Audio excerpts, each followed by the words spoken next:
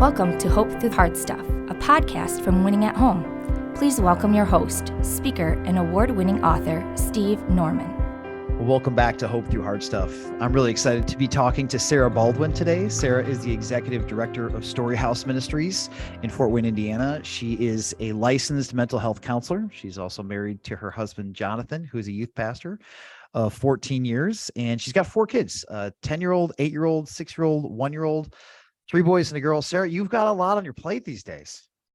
I do. I stay busy and don't always sleep as much as I should, of course. But Yeah, yeah. that's part of the challenge of having a home and having a practice that you're running. Absolutely. And I just appreciate you having me on today. That's very kind of you. I'm excited to talk with you and share a little bit about Storyhouse and what we do and what we feel called to. So Sara, tell me the story. Like what's the kind of the origin of Storyhouse? How did it come to be? Yeah, it's such a big question. And it's funny because it's like, I almost hate it. And yet I do that every day in my office with people. I'm like, tell me your story, And so it's just hard to know the right place to start. I think when I'm thinking through it, probably it would be my husband is in ministry and we have moved around. I think a lot of people in ministry can relate to that. And when we moved back to the Fort Wayne area, we're located in Leo, which is this small town close to Fort Wayne. I wasn't sure if I was going to be able to continue practicing counseling or if I wanted to. It's hard to get restarted. And our church reached out to me and said, hey, would you be willing to use this office that we have? There's a big mental health need. And so I was like, okay, God, I see that open door, and started to walk through it. And my husband and I got everything ready and set up for Storyhouse. Just wanted a place where people felt safe, that they could tell their story, that they could heal, and they could transform into a life of freedom. And like, that was what we wanted to go for, and was all excited, got everything set up February 2020. And then that next month, the world changed. It just changed. And we were in lockdown and we were trying to figure out, just like everybody else was, like, what's going on. And the mental health need here, I've seen a lot of people, especially in our Christian community, start leaning into mental health care and realizing that, yes, anxiety can go along with our faith, but it doesn't mean that you are a bad person or that there's something wrong with you if you're experiencing anxiety, and that you can get help through a counselor that you trust who's going to keep you in line with those values of our faith. And so we really saw people start to flood that way. And so quickly, we added 2 more churches that we had offices at. We had 2 other therapists on the team, and it really grew beyond what we expected. And I think part of it was that style of Storyhouse is that we want it to be a safe place for the first time somebody would experience counseling. So it is not a real clinical environment. It's very warm and friendly, and people feel like, oh, okay, I thought this was going to be such a big deal and so scary, and then it's not. And so that's kind of how we want it to be for people, and we saw that start to grow. And then at the end of 2021, it started to shift, and we're like, we knew we were outgrowing the church spaces and we needed to think about a new strategy. And I didn't know how to move forward. I was pretty stressed about it, to be honest with you. And I had just brought home our daughter, and so I'm, up late at night with her, praying and rocking and just saying, God, like, what do we do next? And I felt him whisper nonprofit. And because the practice I had started up was a business. And so I was like, a nonprofit? Are you kidding me, God? Like, I've been in the ministry world long enough. I've done nonprofit work long enough. I'm like, it is so much work. And it felt almost cruel to me. I was like, God, why would you have me do this when I have this little one and the others, and there's so much going on? And I felt like he just said, Sara, like, I want to help you. Like, this is the help that you've been asking for, and this is how we're going to make it happen. And I talked to my husband. Thankfully, he is always so receptive to where he feels like God's leading me and in the ministry. And he was like, yeah, let's do it. And I remember I was reading my devotions one morning before we finally pulled the plug. And I was like, okay, God, like, I really need to hear from you. When you like know that God's called you to something, but then you're just like waiting for that last little like nudge in the right direction. Sure. That was kind of what it was. And it was Isaiah 41, 8, 9 through 10. And in that scripture, he says, I'm going to uphold you with my righteous right hand. And I just felt this peace wash over me of like, yeah, this is what we need to do. So that was February of 2022. Yes. And then fast forward, like our community raised $15,000 just to get office opened up. They raised it in 3 days. Like it was Wow. incredible. They were just like, we want this. We want mental health resources that have a Christian focus in our community. And they raised it and we were able to put the office together. And then this morning, I just signed the lease to expand for 4 more offices because we've already outgrew that space that we just signed for 6 months ago. And we're just watching God fling these doors open. The director from Huntington University that trained me reached out to me one day in September and said, God's been putting Story House in my heart, and I just feel like I need to join and help train other counselors. And I want to bring some with me who want to do the work that you're doing and have that faith-based approach. And so he doubled my practice in a phone call and brought these counselors. And so it's been a ride. And I tell people it's like catching a wave, and my job is to stay balanced on Jesus, and he's going to take it where he wants. And I'm going to try my hardest to enjoy the wave and not get freaked out or not look down a whole lot, but just trying to enjoy it. And that's kind of right now a battle for me every day of trusting God and continuing to walk forward in what he has for us. And so it's a big story, and it's hard to I'm trying so hard to condense it for you, but that's where we're at right now with Story House. Sara, you talked about how part of your desire and dream was to connect with people who had maybe not taken advantage of formal counseling or therapy resources before.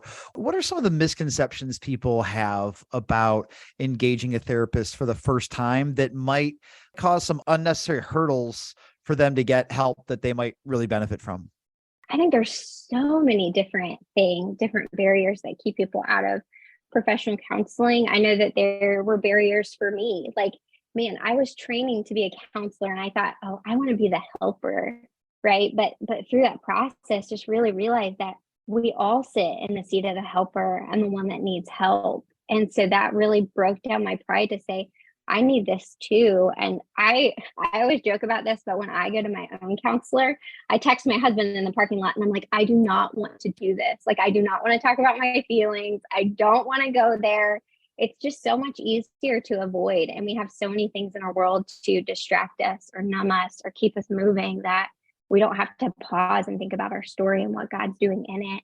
And so I think that was a big barrier for me of just not wanting to deal with certain things. I think that other people, it may be that I don't know if I can trust a counselor. I don't know if they align with my values, and what if they lead me astray? I have people who would tell me horror stories of maybe counselors that they experienced in the past. And I would just tell people that the field has changed a lot. And because I had somebody tell me a story of 20 years ago where a counselor led somebody down a path. And I just feel like we are trained a lot differently now. I also think that people can look for a faith-based counseling practice that they trust and get referrals from other people who are in counseling. And I tell people they should be selfish with the counselor that they pick. This is your money and this is your time and this is your story and it's important. And if the counselor is not the right fit, it's not about their feelings. It's about what you need. And so you get to be really selfish in that. And so I just think I think my main answer to that is it's really scary. It's really, really scary to go in the first time and meet a stranger and think that you're gonna have to tell them everything. We don't make people tell us everything. We let them tell us as they feel comfortable and safe. And I think that's really important.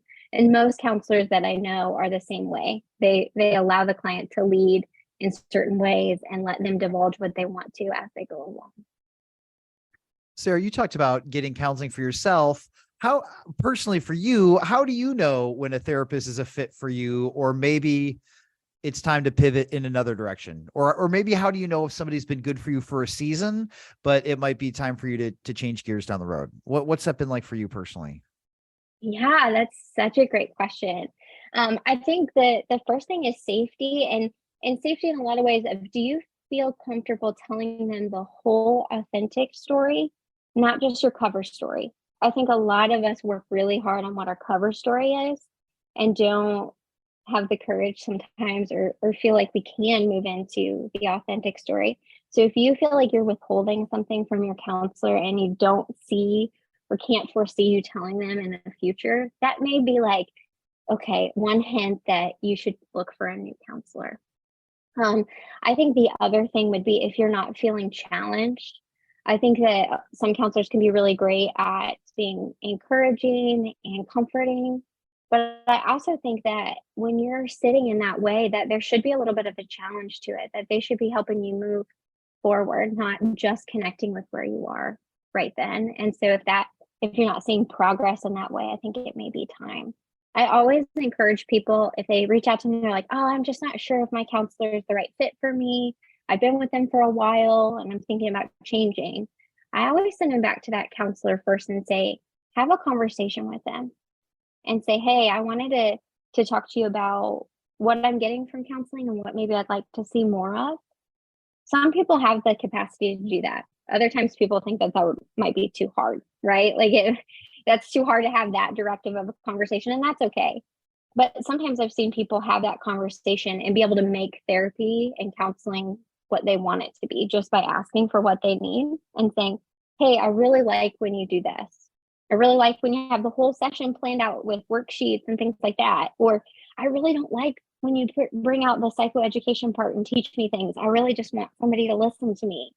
You have the power to say that in session. And a lot of counselors are going to follow that lead and try to create it for you.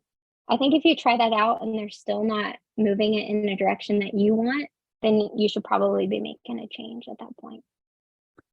Sarah, how much time, and again, I know there's not like an exact number for this, but like in general, how much time do you give yourself to determine whether or not you feel fully comfortable sharing a full story? Like it's probably not going to be after 2 sessions, but inside of how many sessions should you be able to discern if you're having traction with your therapist and you feel like it's moving in an arc that's going to take you where you want to go? Mm-hmm.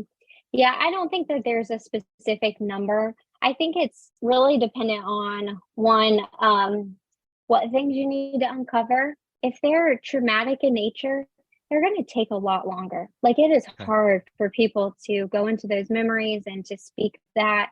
Some people can't do that, and that's okay. And so that would be a different category. That takes a long time.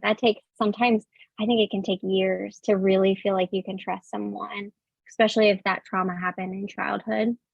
But the things like maybe the nasty thing you said to your husband or the problem you had at work and you don't want to share the counselor because you're worried about what they're going to think. Like if you can't share your mess ups with them and feel safe in that needs to be buffered out pretty quick. I would say within the first 3 to 4 sessions, you need to be able to say, is this right for me or not? Gotcha. And so I love how you talk about how it is incumbent on us who are seeking help to be ready and willing to do work even when it's hard. And I think that sometimes the temptation or the perception that some people have of therapy is, hey, I'll come in, I'll do X number of sessions and my therapist will wave a magic wand and they'll fix all my problems and then I can go home happy. And I hear you saying that that's not exactly how it works. Oh, I wish. Oh, I wish we could do that for clients. I wish I could do that for myself. It doesn't work that way. And if it would work that way, it wouldn't be sustainable change. And I think that's really important. But I think that it goes back to the story work. Like I think there's power in the story. And I will tell clients, I'll say, can you paint a picture for me of what you want your story to look like in 6 months or in a year? Okay, how do we get there? What things do you need to do? What's within your control that we can move forward in that? And I think that they really resonate with that and say, yeah, I had one client, this is a cool story, but she started last year and was just like, I'm tired of having the same goals every year, every new year. I have the same resolutions and I'm so sick of it. Well, then fast forward as we rounded the corner to this last year, she's got new goals. She's got things behind her that she can look back and say, you know what, I'm not struggling with the same thing. And I've grown my muscles against anxiety where I can battle it. And I just think that's incredible. It's really cool to get to see that. And as a counselor, we get to see it a little bit more objectively because we're not in the weeds with their life every day. And so we can see that progression from, you know what, you couldn't even speak about this. And now you have so much power in your story as you share. what happened and how you're healing and moving forward. And so it's really cool to watch that for clients, but it is never a magic wand. Here's a few sessions and you're all better. I do sometimes have clients who have a really good starting point and just need maybe a handful of sessions before they're on their way and feeling like they got the tools that they needed. But a lot of times it's a longer term sort of situation. What did you say? You talked about muscles that you had somebody working on to address anxiety. Unpack that for me a little bit. Well, I think that sometimes we want our depression to completely go away, and sometimes it can, or we want our anxiety to go away completely.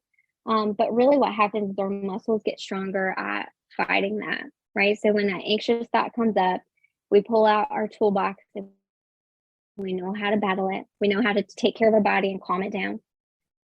We know how to change that thought and replace it with something that's good and true and healthy. And then we are able to move from that anxious thought to a place of stability a lot quicker than we were before. That's more of what I mean by building our muscles, like that we may not ever get rid of our anxiety. I would share that I have a baseline of anxiety. It's not in a clinical level, but it's just a part of my being that I kind of buzz along this like higher range of anxiety. And I what I say about it is that I think it has made my connection to Jesus a lot sweeter, because I don't wake up in the morning just in this state of peace. Like I wake up in the morning and I got the anxiety going, and I have to take that to the feet of Jesus and say, I am too weak to battle this on my own. I need you to walk through this with me. And I feel like it's very consistent with the thorn in the flesh with Paul, where he begged God to take it from him, and God said, no, my power is made perfect in your weakness. And I feel like that's true for me and my anxiety. And I feel like that's true for a lot of my clients, that they have a dependence on God that I respect so much, that maybe that somebody who doesn't have a mental health disorder doesn't understand. Because when you struggle with mental health things, it is an invisible battle that is so real and so difficult. And so to know that you have Jesus walking through it with you, I think that's where I really feel like with the church and mental health and faith and all of that, where it really breaks down is if we feel like if you truly trust God, then it's going to cure your anxiety. And so I love sharing that about Paul, because it's like, it didn't cure what he had, but he kept connecting to God, and that made him stronger for it. And I feel like that's true for a lot of things in the mental health realm. I wish we could take it away from clients, but we can't. So sure. And I love that you share the story for Paul, because I think that there are more than a few people who say, or who assume, or maybe unconsciously believe that if you get to a certain point in your spiritual maturity, it's a tipping point, and then your anxiety is behind you and you never struggle with it anymore. And I remember growing up in a Pentecostal church, and there was like the best kind of dramatic testimony is when somebody had an addiction and they had this breakthrough and they were miraculously delivered and they were never tempted to do that again. Like nobody got up at testimony night and said, like, I'm an alcoholic and it's a battle for me every single day to stay sober. Like those are not the stories that anybody liked, because they liked the stories where, this veil was lifted and I never struggled again. And I hear you saying that not only is that not the norm to be struggle free, but actually that it is normal to have struggles that are ongoing. And the challenge is, how do we navigate those struggles with increased levels of both faith and self-awareness? Am I hearing you right? Yeah, absolutely. I think that is so good. Something that I talk with God about is that I'm always asking to graduate from my dependence on him. Like always, I'm like, God, will you please give me this, this, and this? I need this, I need that. And like, that's what I'm asking. Hey, can you give me everything that I need so that I don't have to connect with you? I'm not genuinely saying that consciously, but if I get to the root of it, that's what I'm praying for. And I don't want to graduate from my dependence on God. That doesn't mean that I am stuck in sin and suffering. That actually means the opposite. It just means that I can't do one day alone. A story that I use a lot for people is about the woman who reached for Jesus when she was at rock bottom. She had tried everything that the world had to offer her, and she couldn't find healing. And she reached for Jesus's cloak, and she experienced that healing. I think the thing that I feel like in our culture is that we have so many things to reach for, that it can be really easy to, one, forget to reach for Jesus. And then two, I also think that that was probably the first time that she reached for Jesus, but not the last. Like, I don't know about you, but like, I want my faith to look like I reached for Jesus one time and then I was perfect after that. And it was great. It was radical and life-changing and wonderful. And I became a new being when I gave my life to Christ. But then I have that continual reaching for him, that I need him every day. And I just try to help clients realize that they're not failing because they still have struggle. Absolutely not. And if that's the standard, then that makes life really, really hard. No, that's so good for me to hear you say. One of my favorite writers is a South African psychologist, Susan David, and she says, courage isn't the absence of fear. Courage is fear walking. And I think that sometimes people will say, well, we should be people who value faith over fear. But when I read the scriptures, people who are walking with Jesus are living a life where faith and fear are intermingled. Like, we have that one story of the father who's like begging Jesus to go to bat for his daughter. And he goes, I believe. And then in his very same breath, he goes, help me overcome my unbelief. Like in this glass, these two things can coexist. And I hear you saying that that's natural and that's normal. And that can be healthy. And part of faith and part of kind of therapeutic work is saying, all right, Lord, if these two things can be true at the same time, will you help me to have just the wisdom to know what my next step in my particular story is? Absolutely. I like how you worded that. I think that's really strong. So what kind of themes are you seeing these days? You had mentioned how being in this post-COVID moment is kind of a unique space, not just for us in our individual journeys, but kind of in our collective psyche of people who have survived a pandemic that none of us had ever experienced before. What themes are you seeing surface in your work these days? Yeah, that's a great question. I think that if I could coin it for you, I really feel like everyone is waiting for the next shoe to drop. Like, that's what I feel from people. Like, they come in and they have tension in their neck and their shoulders, and they're just like kind of closing their fists. Their bodies are alerted to what's going to happen next. We do a lot of like helping people learn how to hear from their body and how it's showing them the anxiety, because our bodies speak to us first before our mind even realizes what's going on. And so helping them calm down and be able to say, I'm okay. Yeah, this world is unpredictable, but I'm all right. That's one thing that I see in people. Right now, we're seeing a lot of seasonal depression. Winter scares people. It gets really dark and gray, and just helping people find hope. Something that we started at Story House, which I just love. I'm so excited about it. I was talking to one of our counselors, Laura Duffner, and she's an EMDR counselor. So that means she works with a lot of trauma and all of that. And I've just been really excited to have her on the team. And her and I were talking, and I told her, I was like, I have this dream that we could give a flower to every client as they leave. I think that would be so cool to just brighten their day with like a little flower. And she was like, I love that idea. Can I just take it and run with it? And so this last week was our first week doing it. And we have these bright yellow roses in the office, and we can hand them out one by one as clients leave. And it's just fun to like be able to spark it up a little bit. Like, I think brighten it up a little bit in our community where it's gray and cold, and it feels like spring is so far away. So we're seeing a lot of seasonal depression right now. So I love that idea of the flower. I had a friend once who said, like, there are seasons in life where sometimes you have to fight for beauty. And I love that you're saying that. I love think that there are windows where people say like, oh, well, I'm just going to cross my finger and hope that beauty lands in my lap. And then there are other times where it is cold or it is gray or you have had hardship. And for you to be able to say, it's not that beauty is lost. It's just that I don't have eyes to see it right now. So God, will you, like, in your grace, allow me to see beauty as it pops up in my peripheral vision, whether it's just the smile of my child or playing music or experiencing God in nature, whatever it is, for people to be able to say, okay, that's another tool that I can put in my toolbox.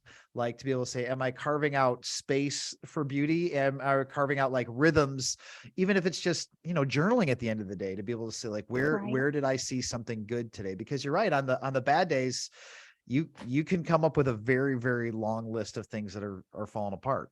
But if that's where we stay, that can be a pretty overwhelming spot.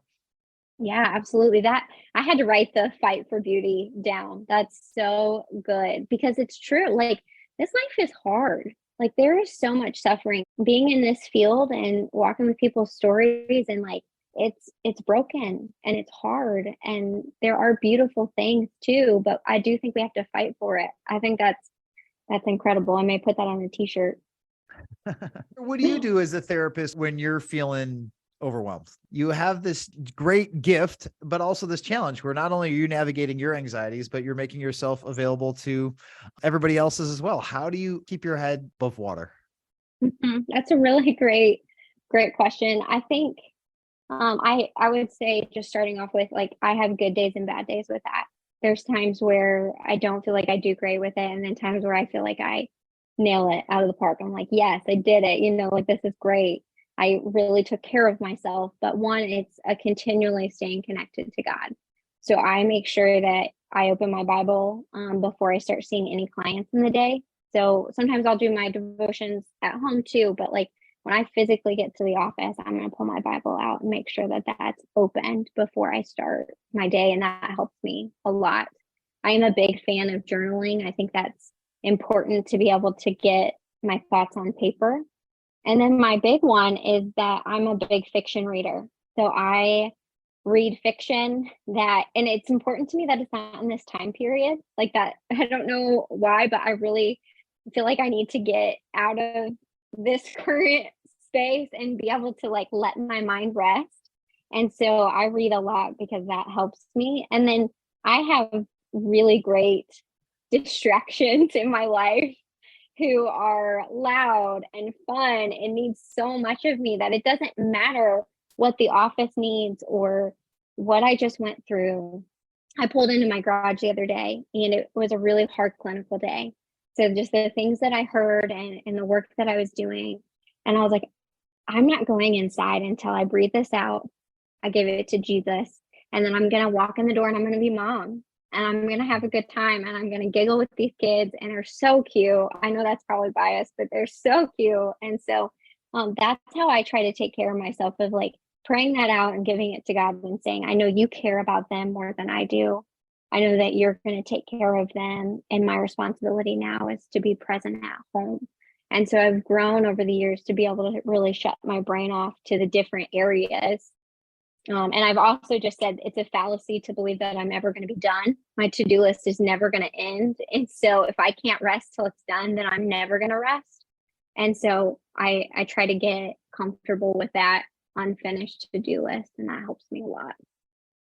That's great. Sara, any last words of wisdom or encouragement for those people who, again, might be new to the whole world of therapy and think that they might benefit from it, but are still a little bit overwhelmed by the whole thing?